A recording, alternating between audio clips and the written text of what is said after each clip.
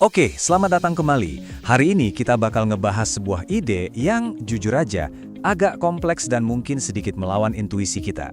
Kita akan bongkar gimana sebuah niat amal yang kelihatannya mulia banget justru bisa meninggalkan luka yang dalam. Yuk, kita langsung selami aja. Coba deh bayangin situasi ini. Ada orang yang niatnya itu mau beli tiket VIP ke surga lewat amalnya. Tapi tanpa sadar, yang dia tinggalin di dunia malah neraka buat anak-anaknya sendiri. Nah, kalimat ini tuh bener-bener menangkap inti paradoks yang akan kita bedah bareng-bareng hari ini. Gimana bisa sebuah tindakan mulia justru berujung jadi bencana? Terus apa sih yang mendorong fenomena ini? Seringkali, akarnya itu adalah sesuatu yang disebut ego spiritual. Jadi ini adalah hasrat di dalam diri untuk divalidasi, untuk diakui sebagai seorang dermawan yang hebat. Celakanya, hasrat ini seringkali dibayar dengan pengorbanan tanggung jawab yang paling dasar, kesejahteraan keluarga. Nah, sekarang kita masuk ke poin utama yang pertama.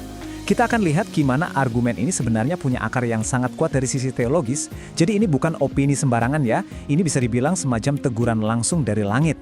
Peringatan yang paling menohok itu datang langsung dari surah An-Nisa, ayat 9. Dan hendaklah takut orang-orang yang seandainya meninggalkan di belakang mereka anak-anak yang lemah, yang mereka khawatir terhadap kesejahteraan mereka. Ayat ini tuh jelas banget, sebuah peringatan keras supaya kita jangan sampai meninggalkan keturunan kita dalam kondisi yang rentan dan tidak berdaya. Jadi poin krusialnya begini, ayat ini bukan sekedar anjuran lembut buat menabung. Menurut para ahli tafsir, ini adalah teguran keras.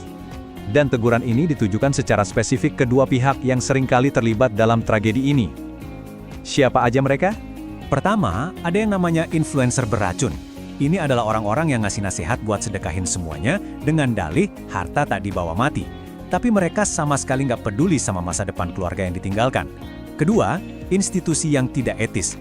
Ini adalah pihak-pihak yang nerima aja sumbangan dari orang yang jelas-jelas gak mampu, tanpa punya integritas buat ngingetin mereka bahwa keluarga itu prioritas utama. Nah, disinilah letak kesalahan teologis yang paling fundamental. Salah prioritas. Mengamankan kesejahteraan keluarga itu hukumnya fardu ain, sebuah kewajiban personal yang absolut, gak bisa diwakilkan.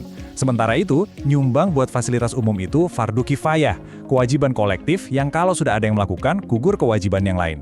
Jadi, ketika seseorang mengorbankan fardu ainnya demi fardu kifayah, itu sama saja dengan melanggar tatanan prioritas yang paling sakral.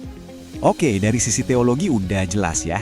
Sekarang yuk kita bergeser sedikit dan lihat gimana kebijaksanaan kuno ini ternyata divalidasi juga loh sama pemahaman sains modern.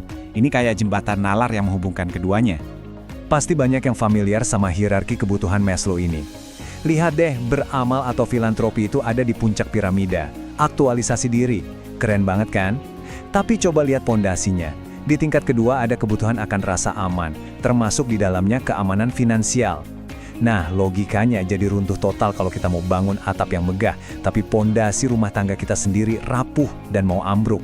Kalau kita lihat dari kacamata sosiologi, tindakan semacam ini bisa menciptakan kemiskinan struktural.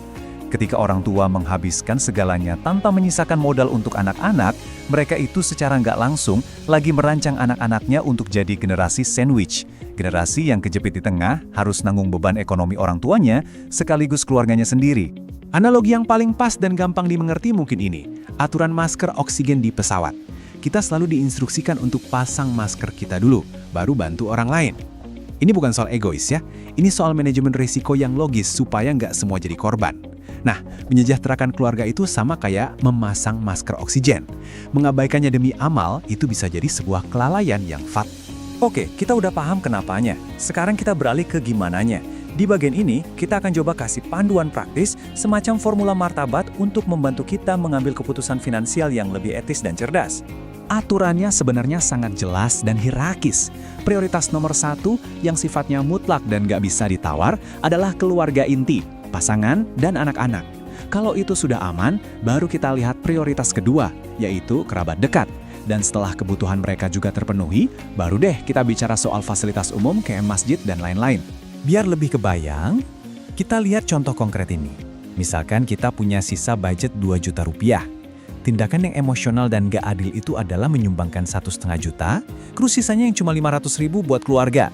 Nah, tindakan yang rasional dan adil itu beda.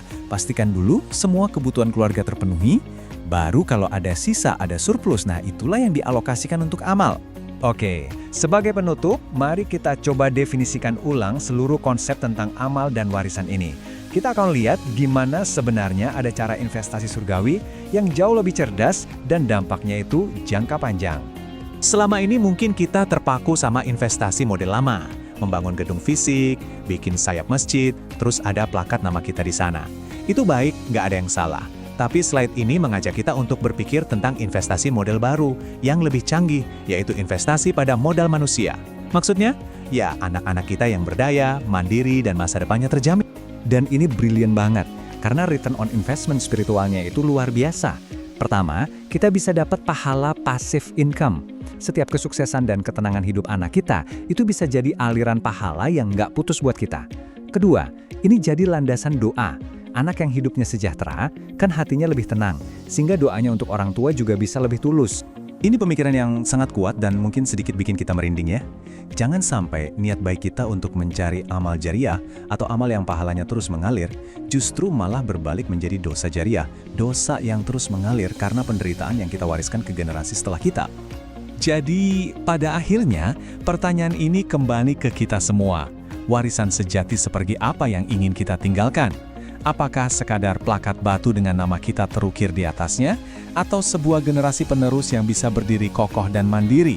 Karena bisa jadi, membangun manusia yang kuat adalah bentuk amal jariah yang paling hakiki, sebuah kontribusi abadi untuk peradaban.